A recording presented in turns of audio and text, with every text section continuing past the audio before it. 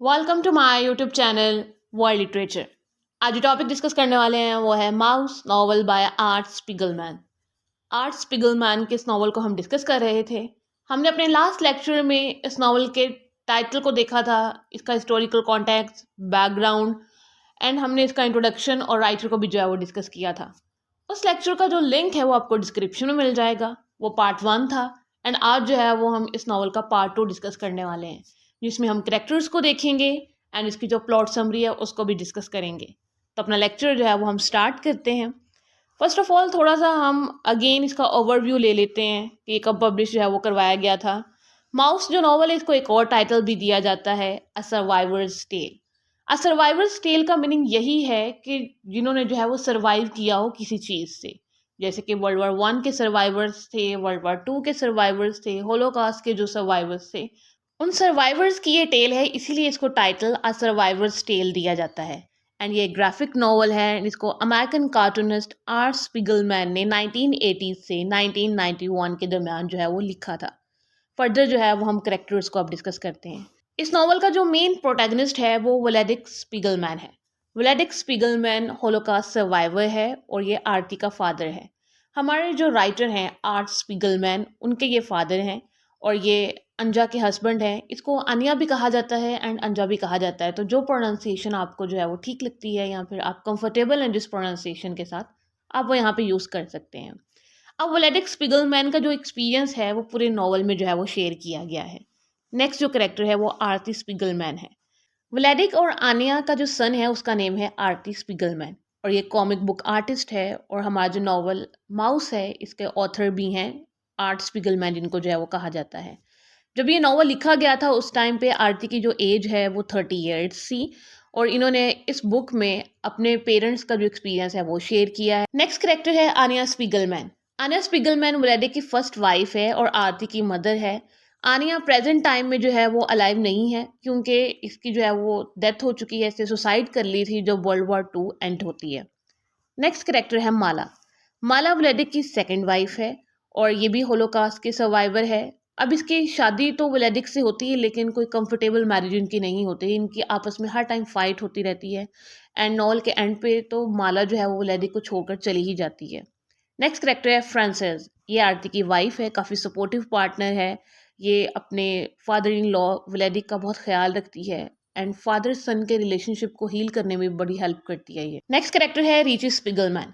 अभी जो रिची स्पिगलमैन है ये आनिया और व्लादिक का फर्स्ट सन था। रिची की बर्थ हुई थी 1937 में एंड 1939 में जो है वो वर्ल्ड वॉर 2 स्टार्ट होती है, जब हिटलर जो है वो पोलैंड पे अटैक करते हैं।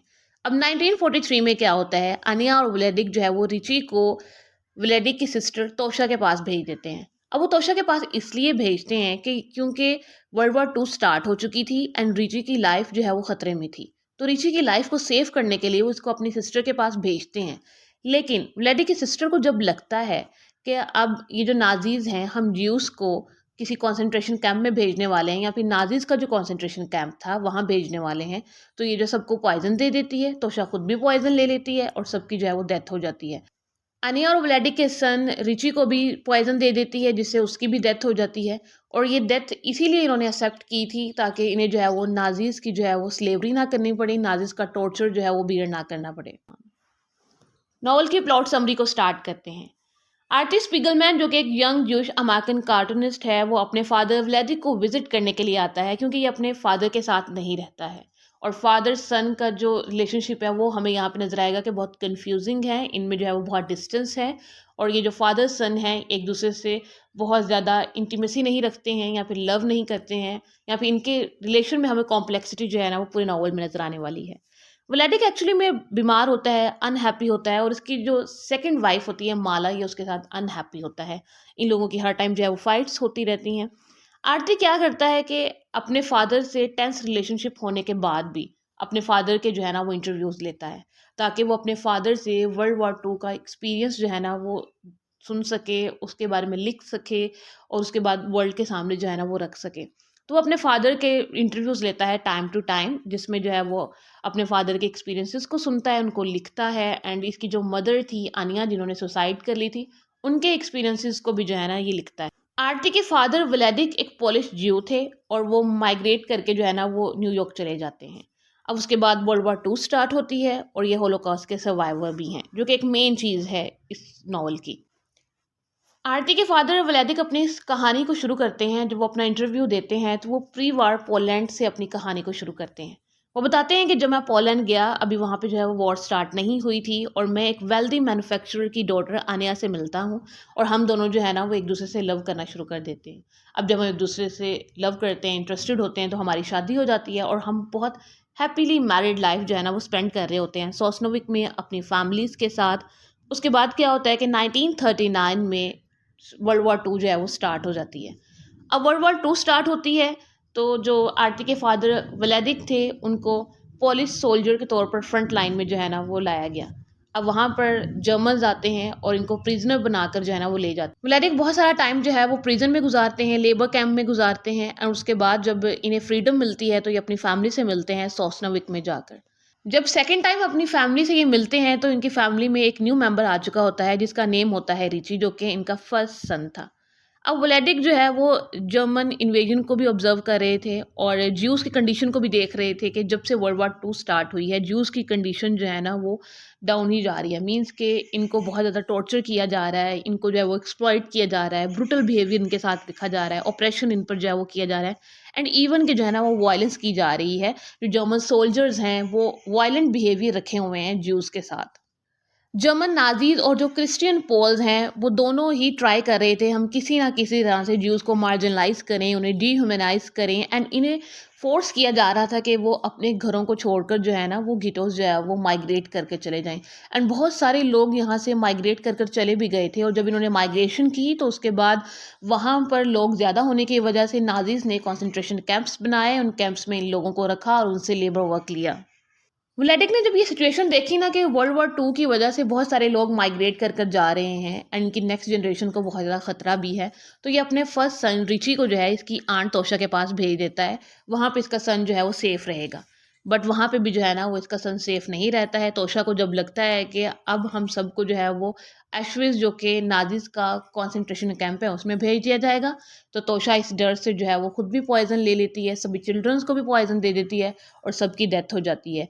एंड व्लादिक के सन रिची की भी जो है वो डेथ हो जाती है। अब सब लोग जो है वो किसी ना किसी जगह पर छुप रहे थे ताकि जर्मन सोल्जर्स जो है वो इन्हें कैप्चर ना करें, इन्हें प्रिजन में ना लेकर जाएं, इन्हें कॉन्सेंट्रेशन कैंप्स में ना लेकर जाएं, इन्हें जो है वहाँ पर जाकर लेबर वर्क ना करना पड़े।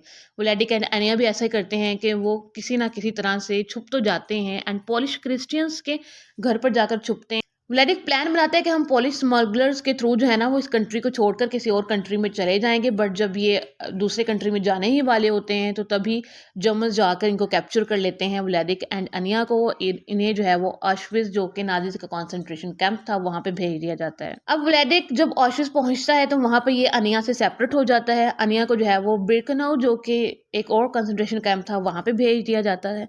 अब व्लादिक भला क्या करता है, वो डिफरेंट डिफरेंट जॉब्स करता है, यहाँ पर छोटी छोटी जॉब्स करता है ताकि इसको इंपॉर्टेंस मिलने लगे, इसको वैल्यू मिलने लगे और वो इंग्लिश ट्यूटर भी बन जाता है। उसके बाद वो शू मेकर बन जाता है ताकि थोड़ी सी ये रिस्पेक्ट गेन कर ले, ताकि इसे बहुत ज़्यादा लेबर वर्क ना करना पड़े और अपनी वाइफ अनिया के लिए भी जो है ना कुछ करे और उसे जो है वो लेबर वर्क से जो है वो सेफ रखे।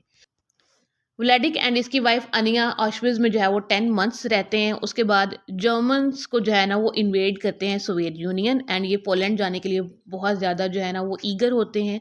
उसके बाद क्या होता है, ऑश्विट्ज़ बिर्केनौ के जितने भी प्रिजनर्स थे उनको रीलोकेट किया जाता है, उन्हें डिफरेंट कैंप्स में भेजा जाता है और जर्मन बॉर्डर्स के आसपास जो इन्होंने कैंप्स लगाए हुए थे नाजिज़ ने, वहाँ पे उनको भेजा जाता है। व्लादिक एंड अनिया को भी डिफरेंट कैंप्स में भेजा जाता है। व्लादिक को अब लगता है कि शायद इसकी वाइफ की जो है वो डेथ हो चुकी है, क्योंकि इसको इसकी वाइफ के बारे में कोई इन्फॉर्मेशन नहीं थी कि वो कहाँ है, कोई कांटेक्ट भी नहीं था इसकी वाइफ के साथ। लेकिन जब वर्ल्ड वॉर टू एंड होती है तो व्लादिक बहुत ज़्यादा हैप्पी होता है और अमेज्ड होता है कि उसके फैमिली मेम्बर्स अभी तक अलाइव हैं, कोई ना कोई, एंड उसकी वाइफ भी अलाइव थी, लेकिन इसकी वाइफ ने वर्ल्ड वॉर टू के बाद जो है वो सुसाइड कर ली थी। व्लादिक के लिए वर्ल्ड वॉर टू के बाद एक अच्छा टाइम ज़रूर स्टार्ट हुआ था, लेकिन उसकी फर्स्ट वाइफ की डेथ के बाद उसका ट्रेजिक टाइम जो है वो स्टार्ट हो जाता है। अब एक तरफ तो आरती अपने फादर की जो स्टोरी है उसको नरेट करता है एंड दूसरी तरफ वो खुद की स्टोरी को भी नरेट करता है, उसके खुद के जो वर्ल्ड वॉर टू के एक्सपीरियंसेस थे उनको भी वो नरेट करता है नॉवल में। अब जो माला है वो अपने हस्बैंड व्लादिक को छोड़कर चली गई थी, उसकी बीमारी की वजह से, उसकी इल हेल्थ की वजह से और कुछ फाइनेंशियल प्रॉब्लम्स थे उनकी वजह से भी माला अपने हस्बैंड को छोड़कर चली जाती है। एंड उसके बाद आरती को अपने फादर की केयर के लिए यहाँ पर कैटस्किल माउंटेन्स में आना पड़ता है। वो अपनी वाइफ को लेकर यहाँ पर आता है, फ्रांसिस को, क्योंकि अब इसके फादर बिल्कुल अकेले हैं और वो अपनी लास्ट स्टेज पर है, मींस कि उनकी जस्ट डेथ होने ही वाली है। एंड उसके बाद उनकी डेथ हो भी जाती है। एंड देन नॉवल को कंक्लूड किया जाता है कि ये जो फादर सन का रिलेशन था वो कभी भी किसी कंक्लूजन पे नहीं पहुंचा है। इवन कि दोनों जो है वो एक दूसरे के लिए जो है वो इमोशंस रखते थे, फीलिंग्स रखते थे, लव रखते थे, लेकिन ये एक दूसरे को कभी अंडरस्टैंड नहीं कर पाए थे। एंड इवन के आरती जो है वो अपने फादर का इंटरव्यू जो है वो आवर्स तक लेता था, उसके साथ टाइम स्पेंड करता था, लेकिन एक दूसरे से वो कम्युनिकेट नहीं कर पाए जैसे कि एक फादर सन एक दूसरे से करते हैं और इंटीमेसी शेयर करते हैं और एक दूसरे से जो है ना वो लव बॉन्ड बनाते हैं, वो नहीं बनवा पाए थे। एंड इसी के साथ ये जो नावल है वो एंड हो जाता है। इस नावल में जो बेसिक थीम था वो यही था कि वॉर्स के क्या इम्पैक्ट होते हैं। अब जैसे कि व्लादिक की फर्स्ट वाइफ थी, उसने वर्ल्ड वॉर टू के बाद सुसाइड कर ली थी क्योंकि वो डिप्रेशन में जा चुकी थी और उसके फर्स्ट सन की भी डेथ हो चुकी थी। तो बहुत डिफ़िकल्ट टाइम देखा था, वायलेंस जो है वो बियर की थी, नाजीज़ का जो टॉर्चर है उसको फेस किया हुआ था एंड लेबर वर्क किया हुआ था। तो वो सब कुछ जो है वो आपको मेंटली डिस्ट्रॉय कर देता है या फिर आप मेंटली डिसेबल हो जाते हैं। तो वॉर्स के जो एक्सपीरियंस होते हैं वो हमने देखे हैं कि बहुत हार्श होते हैं। आप अपनी आइडेंटिटी को ढूंढना शुरू कर देते हो, आप अपना कंट्री जो है उसको ढूंढना शुरू कर देते हो, हर तरफ डिस्ट्रक्शन होती है और आप टोटली एब्सेंट माइंडेड हो जाते हो। वीडियो को लाइक और शेयर और चैनल को ज़रूर सब्सक्राइब कीजिएगा। Thanks for watching my channel.